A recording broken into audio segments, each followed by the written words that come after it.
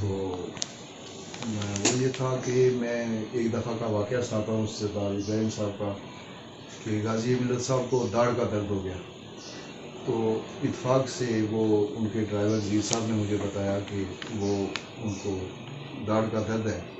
तो मैं बीमार कुर्सी के लिए वहाँ चला गया अंदर उनके पास। रास्ता था हमारा वहाँ से गुज़रना। तो जब मैं अंदर गया तो वो खासी तकलीफ़ में थे, उनको दाढ़ का खासा दर्द था। तो उन्होंने मुझे खैरियत मैंने पूछी, उन्होंने पूछी। तो फिर वो कहने लगे मैं राला को दाढ़ चेक कराने के लिए CMH में जाऊँगा। तो जब मैं वहाँ से आ गए राला कोट CMH में, तो CMH में वो टाइम के बड़े पाबंद थे, वो वक्त की बहुत ज़्यादा अहमियत देते थे। जब हम यहाँ पहुँचे तो कोई 9 बजकर कुछ मिनट हुए थे, 1-2-3 मिनट। वहाँ पता चला कि डॉक्टर साहब अभी नहीं आए हुए। जब उनको खबर चली तो कि गाजी मिल्लत यहाँ CMH में आए हुए हैं, तो फ़ौरन उन्होंने डॉक्टर साहब को कॉल की। तो डॉक्टर साहब जब पहुँचे तो वहाँ 9:45 बजे का टाइम था। तो जब वहाँ पहुँचे तो उन्होंने अपनी दाढ़ का कुछ लापरवाह की और डॉक्टर साहब को कहने लगे कि आप डॉक्टर हैं तो टाइम आपका 9 बजे है, मरीज़ आते हैं तो आप 9:45 बजे आए, तो ये अपने तब्दील करो, अपनी जो आपका ये टाइमिंग है, रविश जो है, ये रविश को चेंज करें और अपने वक्त पर आया करें। तो वो जब डॉक्टर साहब ने अंदर बुलाया तो मैं उनके साथ अंदर गया। डॉक्टर साहब उनकी दाढ़ चेक करने लगे तो वो लिटा रहे थे उनको। जब उनको लिटा के तो उन्होंने डॉक्टर साहब ने मुझसे कहा कि वो आप इनकी जो पर्ची होती है वो काटते थे, बाहर एक बैठा होता तो मैंने तो इसलिए सोचा कि गाजी मिल्लत है, बड़े आदमी हैं, तो इनके लिए पर्ची की क्या ज़रूरत है। तो वो मैंने तो उनको कहा कि नहीं बनवाई। अब उन्होंने सरदार गाजी मिल्लत साहब लेटे हुए उठ कर बैठ के कहा, कहने लगे पर्ची बनवा के लेके आओ। मैं जब बाहर गया तो जाकर पर्ची बनवाई तो उनका नंबर 3 था। तो नंबर 3 था तो जब पर्ची अंदर गई तो मैं डॉक्टर साहब को हाथ में थमा रहा था पर्ची। जब पर्ची में उनको देना रहा था तो गाजी मिल्लत ने मेरे हाथ से ली और देखा तो उस पर नंबर 3 था। वो उठकर बैठ गई। तो डॉक्टर साहब ने कहा कि लेटो।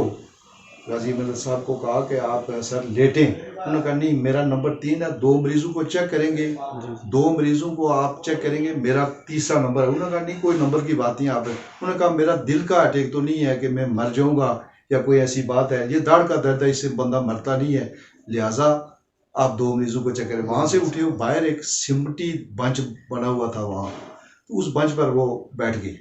वो जो बाहर बैठा हुआ था लगा हुआ था तो उस पर बैठ गए। और जब 2 मरीजों को डॉक्टर साहब ने चेक किया, वापस अंदर गए, जाकर बैठे और फिर एक डॉक्टर साहब पर एक सवाल और किया कि कहीं मेरी वजह से उन 2 मरीजों को आपने टरखाया तो नहीं है, सही चेक किया। डॉक्टर साहब ने कहा बिल्कुल सही चेक किया। उन्होंने कहा थोड़ा वक्त लगाया आपने।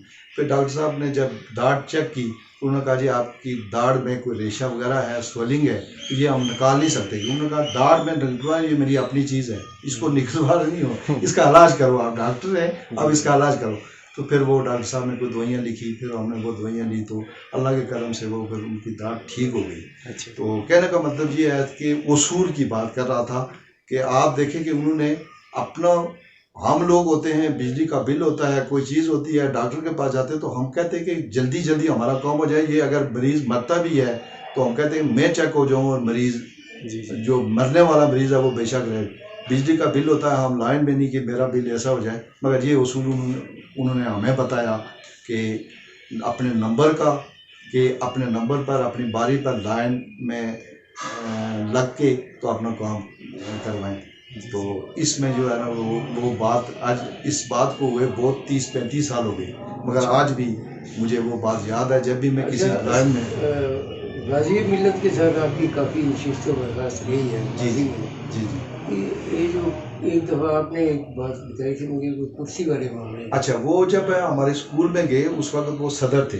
अच्छा। तो मिडिल स्कूल राउंड में जब वो गए तो वहाँ कुर्सी जो कुर्सी थी सदर मालूम की। जी जी। तो वहाँ जाकर क्या हुआ कि जब वो वहाँ अंदर आए तो वो आबद साहब थे, जो बाकी भी स्टाफ था, उन्होंने कहा जी आप उधर बैठे। तो उन्होंने कहा जी मेरी कुर्सी, वो सदर थे आज़ाद कश्मीर के, तो उन्होंने कहा जी कि ये जो कुर्सी है ये आपकी कुर्सी है, ये मेरी कुर्सी नहीं है, मेरी कुर्सी जफराबाद में है, मेरी कुर्सी पर मैं किसी को नहीं बैठने देता और मैं किसी की कुर्सी पर नहीं बैठता। और वो वहाँ एक लकड़ी की कुर्सी पीछे लगी हुई थी, लकड़ी की वो गद्दियाँ रखी हुई थी, लकड़ी वाली कुर्सी, उसमें पूरा टाइम बैठे रहे, मगर उस कुर्सी पर नहीं बैठे जो सर इमाम की कुर्सी थी। ये यानी कायदीन के अंदर जो है इस तरह की खुसूसियात अल्लाह पाक ने होनी चाहिए। और मैं क्योंकि उनके इसके अलावा कोई और वाक़या ऐसा याद हो? वाक़े तो बेशुमार ऐसे हैं कि उनके साथ हमारा, यानी मैं क्योंकि एक तो मेरे वो रिश्तेदार, रिश्ते के हिसाब से मेरे नाना लगते थे, उसके बाद बाकी जो था उनके साथ हमारा उठना बैठना, तो जब भी वहाँ कहीं मुलाकात होती तो हम उनसे डरते बहुत थे। ये डरते थे कि हम जब भी कोई गुजरते होते तो हम ये देखते कि हम कोई ऐसी बात ना कर जाएं, ऐसी हमारा गुस्ताखी न हो जाए। तो वो ऐसी बात नहीं थी, लोग सारे कहते थे वो बड़ी ऐसे, मगर वो बड़ी उसूल के बड़े पक्के थे। कि कभी भी वहाँ लोग मिलने के लिए आते थे ना, तो वो ये कहते थे कि आप पहले मुझे बता देंगे ताकि चाय का वक्त हो तो मैं आपके लिए चाय का बंदोबस्त करूँ, अगर खाने का वक्त है तो खाने का बंदोबस्त करूँ। तो ये बगैर किसी अपॉइंटमेंट के वो बहुत कम लोगों से मिलते थे।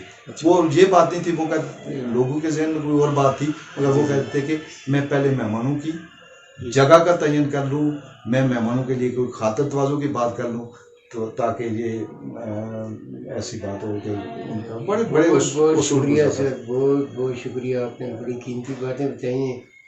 तो अल्लाह पाक खैर बरकत हमारे अंदर रखे, ज़िंदगी में तो आपसे हम मज़ीद बातें सुनते रहेंगे इंशाअल्लाह। बहुत बहुत शुक्रिया। बहुत शुक्रिया।